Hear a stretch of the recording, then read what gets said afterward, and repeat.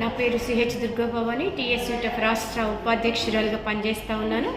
ఈరోజు ఖమ్మం జిల్లా టీఎస్యూటీఎఫ్ ఆఫీస్లో సావిత్రిబాయి పూలే 196వ జయంతి ఉత్సవాల్ని చాలా ఘనంగా జరపడం జరిగింది.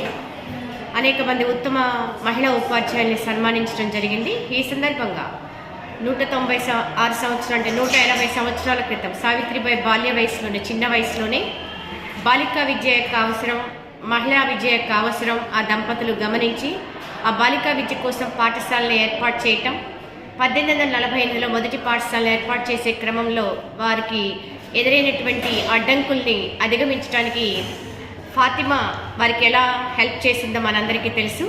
అటువంటి ముస్లిం మహిళ ఫాతిమా ఆ విధంగా ఆ రోజు బాలికా విద్య కోసం పాఠశాల ఏర్పాటు చేయడంలో తన ఇంటిని ఇచ్చినటువంటి నేపథ్యం ఇవాళ ఇన్ని సంవత్సరాల తర్వాత మళ్ళీ చూస్తే ఇవాళ జమ్మూలోని శ్రీ మాతా వైష్ణవి మెడికల్ కళాశాలలో నీట్లో మంచి ర్యాంక్ సాధించి 42 మంది ముస్లిం యువత మెడికల్ సీట్లు సాధించిందని చెప్పి ఇవాళ సంఘ పరివార శక్తులు అనేక అవరోధాలు సృష్టిస్తూ, అడ్డంకులు సృష్టిస్తూ నేషనల్ మెడికల్ కమిషన్ ద్వారా ఆ కాలేజీ అనుమతిని రద్దు చేయటం అనేది చాలా అంటే 180-170 సంవత్సరాల క్రితం కులాలకు అతీతంగా, మతాలకు అతీతంగా బాలికలకి, మహిళలకి విద్య కావాలని చెప్పి ఫైట్ చేసినటువంటి జ్యోతిరావు పూలే, ఫాతిమాలు దేనికైతే పాటుపడ్డారో అది మళ్ళీ ఇన్ని సంవత్సరాల తర్వాత కులాల పేరిట, మతాల పేరిట కొంతమందికే విద్య అని ఇవాళ కేంద్ర ప్రభుత్వం, సంఘ పరివార శక్తులు ముందుకు రావటం, కేంద్ర పాలిత ప్రాంతాల్లో ఉన్నటువంటి 12 మెడికల్ కాలేజీల్లో one of the best medical college అయిన శ్రీ మాతా వైష్ణవి మెడికల్ కళాశాల అనుమతి రద్దు చేయడాన్ని తీవ్రంగా టీఎస్యూటీఎఫ్ ఖండిస్తూ ఉంది. ఖచ్చితంగా వెంటనే దాన్ని పునరుద్ధరించి ఎందరో ఉన్నతమైనటువంటి మెడికల్ కళాశాల యువతకి మార్గదర్శకంగా కళాశాల ఉపయోగపడాలని చెప్పి కోరుతున్నాను. మరొకటి, సుదీర్ఘకాలికంగా మహిళలు ఫైట్ చేసి ఓటు హక్కును సాధించుకున్నటువంటి భారతదేశంలో ఇవాళ సర్ పేరుతో అటు ఉత్తర భారతదేశం కానివ్వండి, యూపీ, ఛత్తీస్గఢ్ ఎక్కడైనా కానివ్వండి, చండీగఢ్ కానివ్వండి, సుమారుగా ఈ రోజు వరకు 7,60,000 మహిళా ఓటర్స్ సంఖ్య తగ్గిందని చెప్పి రిపోర్ట్స్ చెప్తా ఉన్నాయి.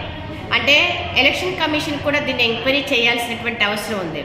ప్రతి 1000 పురుషులకి 947 మహిళలు ఉన్నటువంటి ఆ రాష్ట్రాలు ఇవాళ సర్ జరిగిన తర్వాత, సమగ్ర ప్రత్యేక సర్వే జరిగిన తర్వాత ప్రతి 1000 మంది మహిళలకి 843 మంది మహిళలే ఉన్నటువంటి పరిస్థితి మనకు కనిపిస్తూ ఉంది.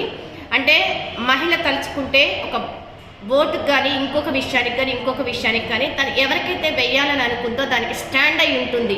కాబట్టి ప్రభుత్వాలు ఎవరికి పడితే వాళ్ళకి వేయటానికి ముందుకు రాదు. ఆ కోణంలో మహిళా ఓట్లను తగ్గించాలని చూడటం అనేది కూడా చాలా హేయమైనటువంటి పనిగా టీఎస్యూటీఎఫ్ భావిస్తూ ఉంది. ఇదే కాదు, ఇవాళ ఎన్ఈపీ విద్య ద్వారా బాలికా విద్య కోసం జ్యోతిరావు పూలే, సావిత్రిబాయి పూలేలు సొంతంగా ఫ్రీ సర్వీస్ చేసి అగ్రవర్ణాలను వ్యతిరేకించి అట్టడుగు బలహీన వర్గాల పిల్లలకు విద్యను అభ్యసిస్తూ ఉంటే ఇవాళ కేంద్ర ప్రభుత్వం ఎన్ఈపీ 2020 తీసుకొని వచ్చి 8వ తరగతి తర్వాతే కోకరికులర్ యాక్టివిటీస్ పేరు మీద బాయ్స్ అయితే కుండలు చేయటము, ఇంకోటి చేయటము, అమ్మాయిలు అయితే కుట్టు మిషన్ల ద్వారా కుట్లు, అల్లికలు నేర్చుకొని, అంటే మీకు ఈ విద్య సరిపోతుంది, ఇక్కడితో మీరు చదువుని ఆపొచ్చు అని చెప్పి ఇండైరెక్ట్గా ఆ తిరోగమనం వైపు ఇవాళ బాలికల విద్య కానీ మొత్తం విద్యా వ్యవస్థను తీసుకెళ్లేటువంటి ఎన్ఈపీ 2020ని కూడా సమూలంగా మార్పు చేయాలి, రద్దు చేయాలి అని చెప్పి, అదేవిధంగా ఇవాళ లేటెస్ట్గా రాష్ట్రంలో ఇన్ సర్వీస్లో ఉన్నటువంటి సీనియర్ ఉపాధ్యాయులందరూ వాళ్ళందరూ కూడా ఒక డిఎస్సి రాసి క్వాలిఫై అయ్యి ఉద్యోగంలోకి వచ్చి సుమారు 30 సంవత్సరాలు, 25 సంవత్సరాలు సర్వీస్ చేసిన తర్వాత ఇప్పుడు కేంద్ర ప్రభుత్వం టెట్ అనేటువంటిది తీసుకొచ్చి టెట్ పాస్ అయితేనే రాబోయే రోజుల్లో ఇన్ సర్వీస్ టీచర్లు కొనసాగుతారు, లేకపోతే కొనసాగించను, తీసివేస్తాను అంటాం కూడా సరైనది కాదు. వెంటనే కేంద్ర ప్రభుత్వాలు, రాష్ట్ర ప్రభుత్వాలు ఎక్కడికక్కడ వాళ్ళు ఇన్వాల్వ్ అయ్యి టెట్ విషయాన్ని వెంటనే క్లోజ్ చేసి ఇన్ సర్వీస్ ఉపాధ్యాయులకి చాలా స్మూత్గా వాళ్ళ వర్క్ చేసుకునేలాగా చేయాల్సినటువంటి పరిస్థితి ఉంది. దీనికి గాను school teachers federation of India all India లెవెల్లో అన్ని కలిసి వచ్చేటువంటి సంఘాలని కలుపుకొని అఖిల భారత స్థాయిలో జాయింట్ మూవ్మెంట్ చెలో పార్లమెంటు ఫిబ్రవరి 5వ తారీఖున తీసుకుంటుంది. కాబట్టి ఖమ్మం జిల్లా, తెలంగాణ స్టేట్ నుంచి మొత్తం కూడా వేలాది మందిగా ఉపాధ్యాయులు ఆ చెలో పార్లమెంటు కార్యక్రమానికి వెళ్ళి టెట్ అనేది ఇన్ సర్వీస్ టీచర్లకు అవసరం లేదనేది కానీ ఆ ఉన్నదానికి అనేక సవరణలు చేయమని కూడా టీఎస్యూటీఎఫ్, ఎస్టీఎఫ్ఐ ప్రాతినిధ్యం చేసింది. వాటన్నిటినీ కూడా ఇప్పటికే ఈ ప్రాతినిధ్యాల మేరకు రాష్ట్రపతి గారు కొద్దిగా స్పందించి అన్ని రాష్ట్రాలకు కూడా ఈ టెట్ కనుక నిర్వహిస్తే ఎంతమంది ఇన్ సర్వీస్ టీచర్లు ఇంటికి పంపించాల్సి వస్తుంది, వివరణ నాకు కావాలి, ఆ లెక్కలు ఇవ్వమని చెప్పి జనవరి 16లో అడగటం కూడా కొద్దిగా ఆశగా స్వాగతిస్తూ ఉన్నాము. ఏదేమైనా రాబోయే రోజుల్లో మొత్తంగా విద్యారంగంలో ఇవాళ తెలంగాణ రాష్ట్రం వస్తే ఇవాళ ప్రత్యేకించి సైన్స్ వాలా అని ఖాన్ అకాడమీని పాఠశాలలో తీసుకొచ్చి కరోనా అనంతరం ఇప్పుడిప్పుడే పాఠశాలలు కోలుకుంటున్నాయి, ఒక తరం లాస్ అయింది.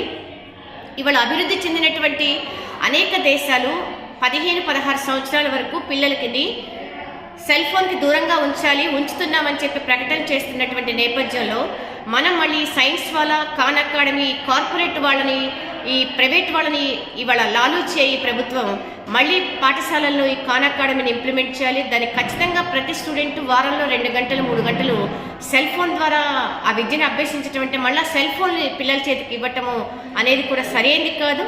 ఇది మన తెలంగాణ రాష్ట్రానికి అంత అవసరం లేదు. నీట్ ఐఐటి అనేది ఒక 6th క్లాస్ నుంచి ఒక ప్రత్యేకమైనటువంటి కోచింగ్ ఇస్తూ ఇంటర్ తర్వాత సబ్జెక్ట్ అంతా కాన్సెప్ట్ అంతా అప్పుడు నేర్చుకుంటాడు కాబట్టి ఇంటర్ తర్వాత అవి చేస్తే సరిపోతుందని చెప్పి కూడా టీఎస్యూటీఎఫ్ అభిప్రాయపడతా ఉంది.